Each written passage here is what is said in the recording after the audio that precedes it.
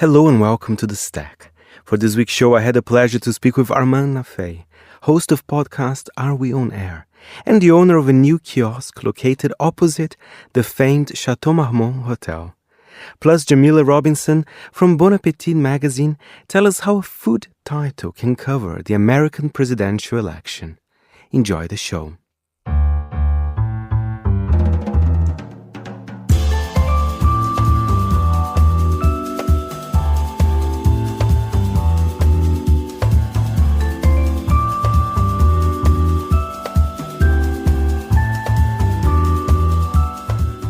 From Midori House in London, this is The Stack, 30 minutes of print industry analysis, and I am Fernando Augusto Pacheco.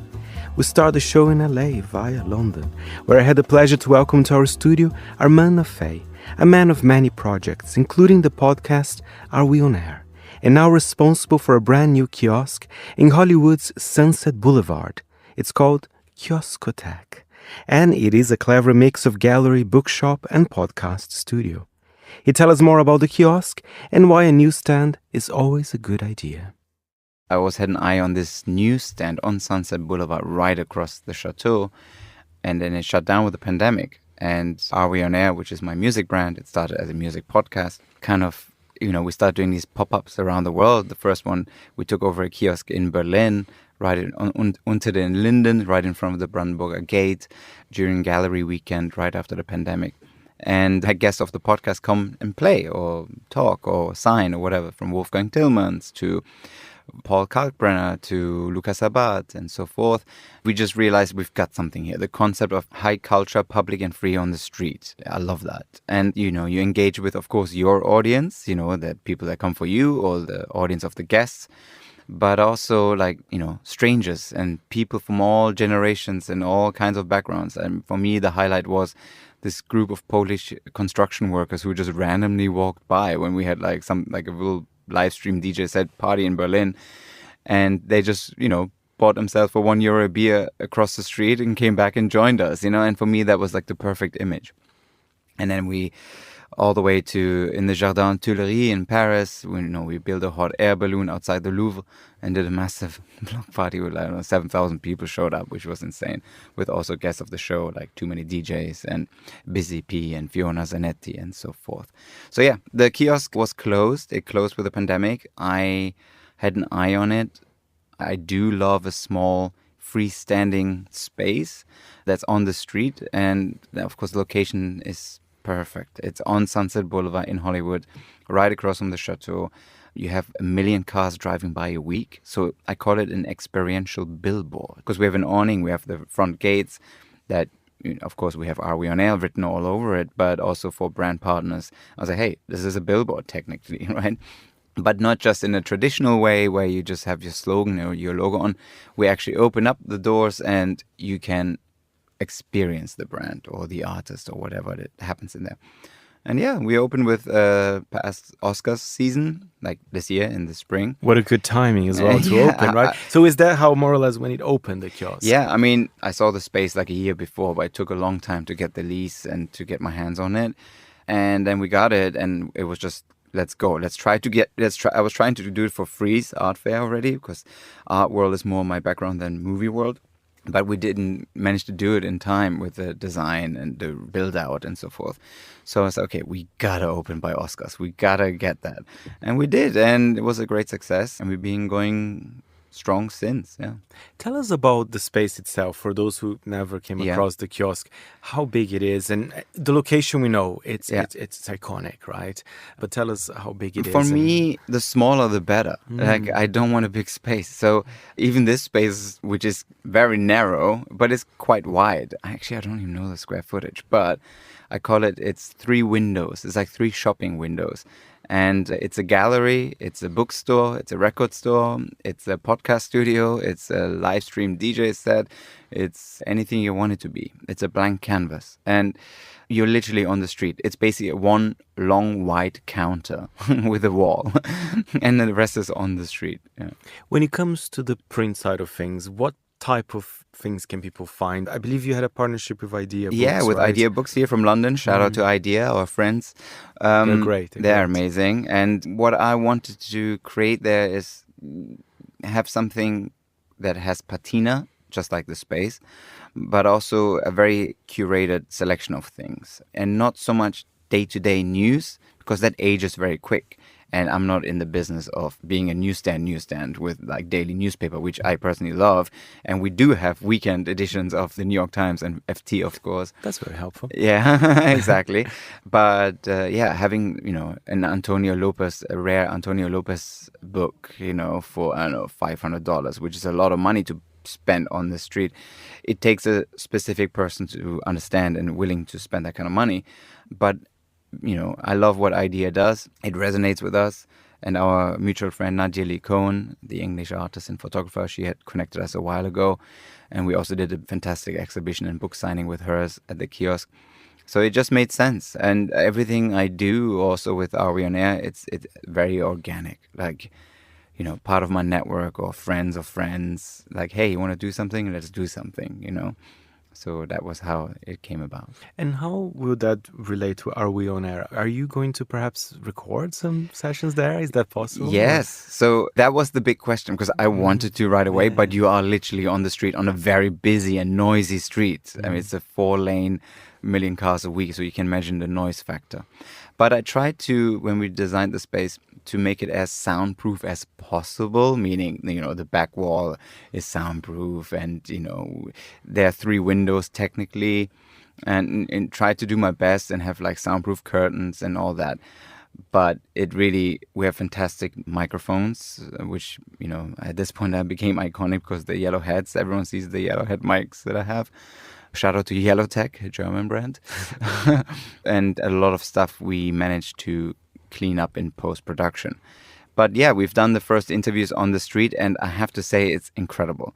Like the first interview was with Chromeo. We just did one. I love Chromeo. We love Chromeo. Shout out to my boys. We did one last week with Gary Vee, the big influential marketing guru, because he was in Los Angeles for VCon, his big conference. And his team, people in his team are big fans of Are We On Air? So they had reached out to me a while ago, and it just worked out perfectly. And I have to say, having people or celebrities or artists on the street, and again, the idea is anybody can rock up and just come and join or look and touch, whatever you want to do. And with Gary, it was a daytime recording. My God, the amount of cars that stopped and honked, and Gary, even the fire truck, like stopping in front of us, like honking, like Gary. I was like, what's happening? This is crazy. But also the power of a camera in Los Angeles is insane. Like we have 3-4 cameras shooting these interviews, and of course a little crew standing there, and everybody's just stopping and looking right away. Like it's in Los Angeles, the power of the camera is insane. So yeah. And I guess the Chateau Marmont, I mean, they don't need to get a cab to go there. I mean, it's just across the road. Yeah, I mean, you're literally from any of the rooms on that side, you look at a big yellow white striped awning that says Are We On Air? So you can't escape it. It's in your face. I want to ask about your relationship with Hollywood, because I know you've been doing quite a few events at Kiosk-o-thèque, but I think one amazing one was the Kinds of Kindness one, which is the latest film by Yorgos Lanthimos. Can you tell us a bit more about that? So who knew that we have fans at Searchlight Pictures? Shout out to Searchlight Pictures. And that was the thing for me. My background, of course, coming from music and art world and even fashion. The Hollywood and movie industry is way more difficult to penetrate, to get to the core. I always compare it to an onion. It's like layers and layers and layers to get to the core. Whereas in the art world, if I want to get to the artist, it's 1 or 2 steps away. So I was very happy that Searchlight had reached out to us. It's like, we don't know what this is, but this looks great. How can we do something together? And I'm like, perfect. That's exactly the right approach. And we were trying to make it work, and Kinds of Kindness was getting released in June. And I was like, okay, why don't we create the Kinds of Kindness experience, but on the street? Of course, I wanted to have the talent to come and be present at the kiosk as well. But the premiere was in New York, so they weren't in LA. But still, I think we're going to have some of the cast on the pod, like Willem Dafoe. That's why I'm also here in London. We had specific merch from the movie. We had like T-shirts. We had like a mini exclusive screening of like clips of the thing. And I was okay, let's roll out the red carpet. We got a popcorn machine. We got a vintage Mustang parked right outside because of course you had a vintage Mustang. Yeah, because everything I want to do is how can we make it more fun? And how can we make it real? And how can we kind of flip the exclusivity of a premiere and just make it on the street, right? So very accessible. So of course, fans of the cast, of the director, of the movie were lining up, but also friends of ours would show up or strangers walking by, and everyone's welcome to help themselves. So yeah, that worked out really well, and now we have lots of movie studios knocking at our door, you know, because this is the perfect way to engage with your brand, you know. And just to clarify, it is not a pop-up. It's a mainstay now. I call it a long-term pop-up. It was meant to be like, first we were talking about 1 month, then 3 months, and then 6 months, and now it's going to be, next Oscar is going to be 1 year, and I'd like to keep it as long as possible. I would love to, obviously. It's just the space, the land. The landlord wants to turn it down and build a billboard, which is a very LA thing to do, right? Get rid of something that has heritage and beautiful and culture and put a billboard up. We'll not allow it. I try my best not to, and of course I'd love to make it work somehow, but it's complete out of my hands, and which is totally fine. Looking ahead, I mean, not that far ahead, but this year, do you have any kind of events that are planned? Oh, yeah. What can you reveal? Yeah, we're going full throttle, like weekly. Like, we are open every weekend, but in terms of programming. So book signings, artist takeovers, movie premieres. We have a lot of retail clients as well. So it's kind of interesting to learn it hands-on by myself as well, not just as a consultant in that sense. But also, it's hard to move product when it just sits there, right? And the question is, how do we move product is when you dance around it, as I call it, right? If there's a reason for people to come in and get involved and have this communication and engagement, then you actually move product. And also, it's a very bonding experience between the consumer and the brand. But yeah, so I'm not sure I can already announce a couple of things, but we definitely want to do something with our partners, Spotify. So shout out to our friends at Spotify. I'm not sure if I can mention some of the movie studios or big artists. We actually have something with a big Japanese musician, like massive. It's an album release with the creative agency Mischief, which is pretty major. So yeah, there's a lot of fun things in the pipeline. That's fantastic. And you know, one thing, for example, Kinds of Kindness or a Japanese artist, whatever it is, you mentioned merchandising as well, like products. And I think people are, even if it's for a short period, I'm sure people say, I need that Kinds of Kindness t-shirt. And that creates the desire for people to go to a place like yours. Yeah. I mean, for me, priority number one is culture and the experience. That for me is priority. Like, do we want to make money with this place? Yeah, of course, eventually. But for me, it's like, let's just create the experience. And if it's right, it's right. And then comes the sales part, for me at least. And most of these things is really just having a token, a tangible token to the experience. That's the way I look at it. That's why people want to maybe buy a t-shirt or even just pick one up for free, you know, like the Kinds of Kindness, everything was pretty much for free. Just help yourself, you know. We realized that also with Nadia Cohen and also Orion Carlotto, both guests of the podcast and friends of mine, and they have their own built-in audience, right? Like super fans, I call them. And we had 50 books, the last remaining 50 books for Nadia's women book, the Japanese edition. And there was I think a global wait list of 1,500. And then you can imagine after she announced that she's going to do a signing at the kiosk for the last 50 remaining, and she's going to be there. We had a queue for like 5-6 hours around the block. And what was interesting, yes, we turned into a fun block party and music, and you know, it was amazing. But one thing we realized after a while is like people just want to see if this person is real. You know, they were happy just to be there. Like we created extra stuff like Nadia Lee Cohn condoms and ashtrays and lighters and postcards and all that. Which some of it was for free and some of it was for sale for like, you know, a couple of bucks. Again, I was trying to engage the people that were queuing. Like, you're part of my house. So, you know, I would walk up and down. I would take Nadia by the hand. Let's say hi to them, you know, let's thank them for being here. I handed out some condoms, some free drinks, you know, just be part of it, engage them. And it was kind of interesting because people were just happy just to be there and see, you know, that was quite eye-opening. And you being famously the director of ambience, right? Is that the correct title? Directeur d'ambiance. Directeur d'ambiance. As a directeur d'ambiance for the kiosk, do you play music? Oh, yeah. Do you let the street noises? What do you play? We do sell records. I mean, obviously, I curate a whole section of records that I like, that make sense for the space. So we invite guests and friends to come and play. And eventually we're going to have like live stream sets and all that as well. I play according to what's happening around. Like we did a fantastic exhibition of Antonio Lopez, original installmatics of the late Antonio Lopez, famous fashion illustrator, in the 70s and 80s, passed away, unfortunately, in the late 80s. We did a beautiful exhibition with the Danziger Gallery and the estate of Antonio Lopez. Images of Jerry Hall, like original photographs of Jerry Hall, of Grace Jones, of Tina Chow, like that period that I love, the late 70s, early 80s, culturally, but also musically. And, I put a soundtrack together of the music that you would have heard in downtown New York or in Paris at the time. And, it's all vinyl only anyway in there. And I can definitely give you a couple of tracks. But that's actually, now that we're in London, a shout out to Soul Jazz Records, which is a fantastic record label. And here at the Sounds of Universe in Soho in London, they did a compilation that came out a couple of years ago, Keith Haring compilation, which I highly recommend. It's fantastic. I think it's like 3-4 records in that compilation. And it's basically music that I guess Keith was playing or was listening to. And that kind of is the soundtrack of that period.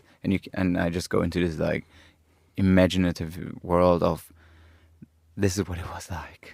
So I was kind of trying to recreate that on the street, and it worked and people felt it. It was amazing. You felt like that was it, And there was actually a fantastic exhibition, I believe last year, of a Basquiat exhibition. And we've seen tons of Basquiat exhibitions over the years. And at this point, it's a public commodity, seeing as art on T-shirts at Uniqlo and so forth. But what they've done, how they put this exhibition together was really, really well done. It wasn't just the artwork. They actually created the scene. You felt like you walked into the Mud Club. You felt like you were part of Paradise Garage. They put everything to context because Basquiat was a product of his environment, and they showed the environment, and not just visually, but you felt it through the lighting, through the video installations, through the music, the sound. You can touch things, So that was very inspiring, and I was like, okay, I want to recreate more and more of that. Quick question, because of course a kiosk, people will think of printed content as well, but you are kind of a magazine man as well, I right? am. You are a fan. Yeah. What do you read? What's your connection of magazines today? Yeah, I read a lot. I collect a lot. Actually, funny enough, there's a book on my table in LA in my house right now. It's a Monocle book, and I picked it up in the pandemic in Berlin because I was specifically looking for kiosks and this kind of concept, right? And I think that's why there's this kinship between Monocle and you guys and myself, because I totally understand where you guys are coming from, what Tyler's vision is for this, and it resonates with me because that's exactly how I look at these things. So I found this, it's orange reddish book. I think I know which one is like, it's a book about shops. Correct, basically. yeah. Which I love. And there's a small section on kiosk. And, yes. And I remember during the pandemic I bought it. I highlighted everything. A lot of things were kind of known to me, but still it was nice to have it for research and references. And that's how I collect and read is for research and references. It was so nice to actually now have my own little kiosk and, I can play around with what I read in theory, right? In terms of magazines, I also, again, thanks to my friends at Idea, I love Facade. You remember Facade? Yes, Facade. Beautiful magazine series from France, from Paris in the 80s as well. Very like early interview magazine-esque, but the French version of it. And you flick through it today and you're like, my God, I wish I would have been part of that world. Like you feel it by looking at it. And that's like that's really good print, right? If you can experience it by just looking at images and the way they put it together, the fonts, the colors, the imagery. What else? I feel a bit crazy going to Idea because I want everything. Yeah. The old copies of Details magazine. Exactly. Wow. Yeah. I bought a lot of books in Idea. And it's also hard. Every time we get a shipment, I'm like, oh, I'll keep that. I was like, that doesn't work like that. We have to sell some of it. Yeah, there's tons. Arman, talking about the kiosk is traveling as well. Tell me a bit more about Yeah. So the idea of the kiosk has always been to be modular and to travel around. I mean, we started in Berlin, we took it to Paris, now we're in LA. Other cities have reached out already as well. But we also are going to be in St. Moritz, which of course you guys have a connection to as well. We have a new client called the Kulm Hotel and the Kulm Country Club. And we did a little the music programming last winter, and had a little Are We on Air hot air balloon mini version there, and it was great. And then we were thinking, why not bring the Kiosk-o-thèque now this winter season? And I think it will happen. We'll definitely be in St. Moritz, and we do the music programming at the Kulm Country Club and at the Kulm Hotel. But the concept of the kiosk is traveling, and again, it's culture and retail. I think the Monocle shop is also like this small, highly curated space, and the Kiosk-o-thèque similar. Of course, it's more music driven, but so we will be in the Swiss Alps alongside of you guys. Thank you very much, Arman. I must head to LA very soon to check it out, Kiosk-o-thèque.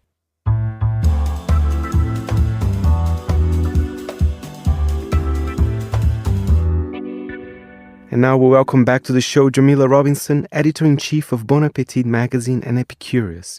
Besides talking about the latest October issue, we discuss how a food magazine can cover the upcoming elections and the importance of food in the election cycle.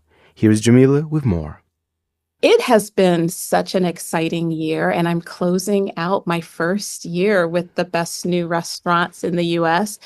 What we saw over the year was this real sense of collaboration amongst chefs, amongst community leaders. There were restaurants that were paying attention to their entire staff, from dishwasher to the executive sous. They were showing up on menus. People were leaning into cultural backgrounds. And there was all of this collaboration all over the world. It would be, a Korean restaurant collaborating with a Mexican restaurant coming together in Las Vegas.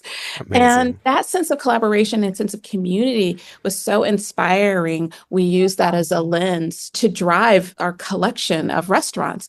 We wanted to show how collaboration inspires innovation. It can be inspiring, and it can help fuel the next generation. So our 20 best restaurants are all over the U.S. They are in Portland, Chicago, Miami, even places outside of cities in Lockhart, Texas, where we have Barb's BQ, which is a very innovative barbecue place, all the way to fine dining, Mexican fine dining in New York City.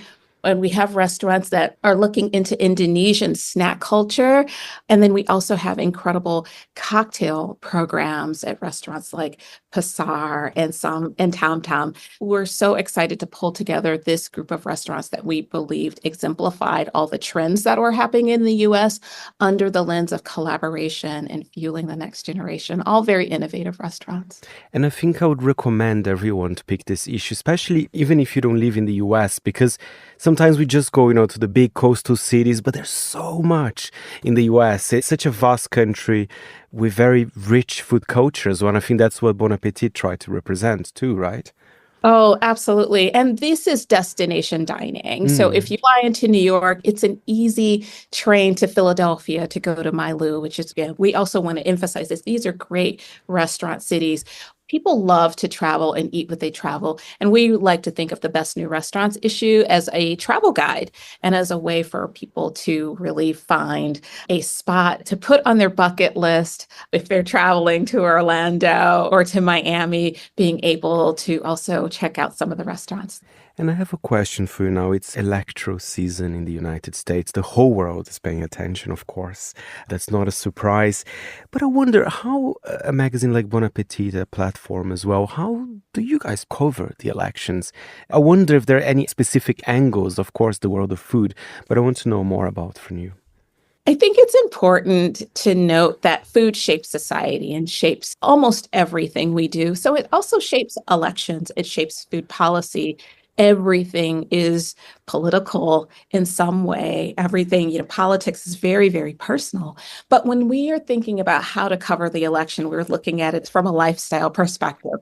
We know that a lot of the US election does come down to the swing states that you know a lot about. But one of the things that we saw was really interesting is that the White House chef was retiring. And so we wanted to tee up some important chefs who could take over that role.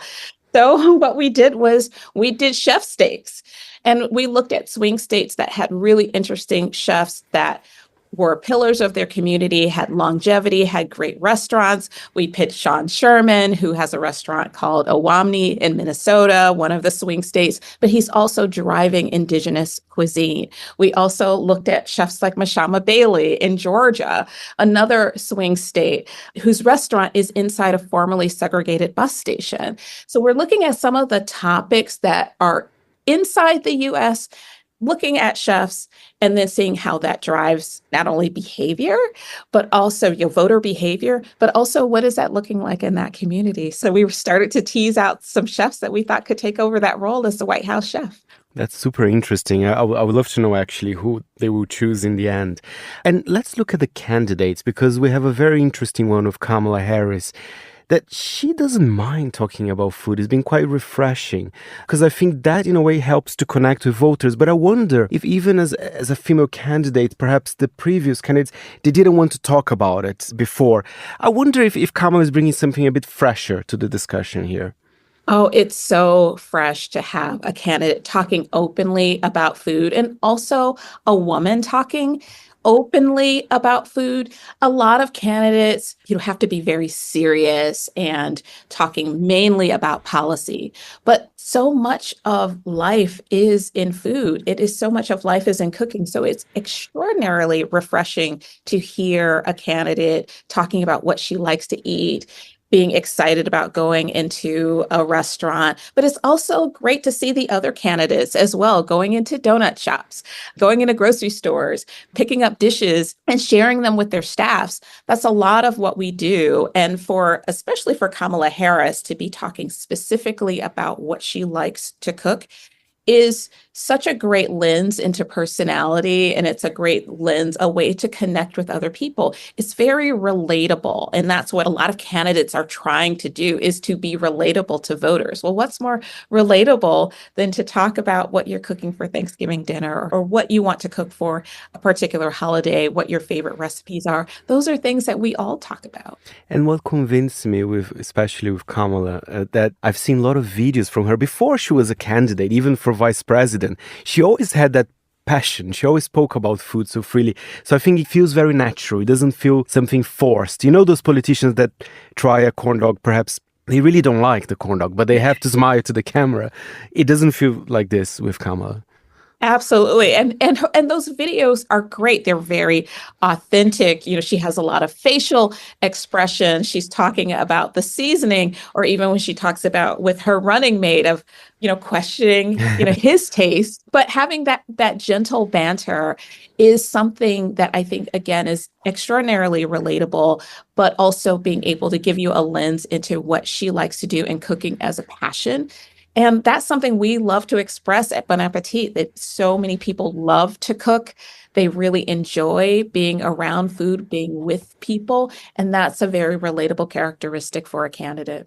I have to mention the other candidate as well, of course, Donald Trump. The first thing that comes to mind, food and Trump, is a lot of burgers. I mean, that's a different take perhaps, but... But I think that that's also important to note that being connected to fast food, we all have a favorite fast food restaurant. I hate to call them guilty pleasures, because I don't think we should call them guilty pleasures. But a burger, there's nothing, that is associated with Americanism. A great burger. We hear that Donald Trump likes a steak, but he likes his steak, cooked a certain way. That is also very relatable to the debate about temperature, the debates about, how do you like your burger cooked? What is your favorite fast food restaurants? Also very relatable pieces of food culture with politicians. I have to add here, I have nothing against McDonald's. I still have McDonald's every month at some point as well. But, I have a question as well. Kamala's vice president in Wales is quite interesting. Even the more serious side of things, I think he had amazing policies when it comes to free lunches, I believe, right? So there's also an involvement as well that is quite a serious one as well. Well, what I'm hearing from a lot of the chef community, the food and education community, is that they are really excited about these kinds of policies being at the forefront. Minnesota is somewhat revolutionary in the way that it has given free lunch to all of its students. And we know that educational data tells us that children who have a meal before school, a breakfast, and a lunch have better educational outcomes. And so what I'm hearing from a lot of people in policy, in food policy, and in education is that this shouldn't be controversial and it should be a nonpartisan issue. So having a focus on these kinds of policies is very exciting, that we can start to talk about making sure that children are fed. The UN General Assembly is in New York next week. There's a lot of talk about reducing hunger, making sure that there is food and education. So to have a candidate that is looking at a global food policy structure, I think is extraordinarily important and exciting in terms of how we start to change the conversation about how especially children are fed in the United States, but also all people, especially in education. Thank you, Jamila Robinson there. And Bon Appétit October issue is out now. And that's it for this week's show. My thanks as ever to our editor, Jack Jewers. If you have any comments or queries, feel free to write to me, fernando@fpandmonocle.com. And we'll be back next Saturday at 10 a.m. London time. Meanwhile, you can always listen again at monocle.com, Apple Podcasts, and Spotify. You've been listening to The Stack. I'm Fernando Augusto Pacheco. It's goodbye from me.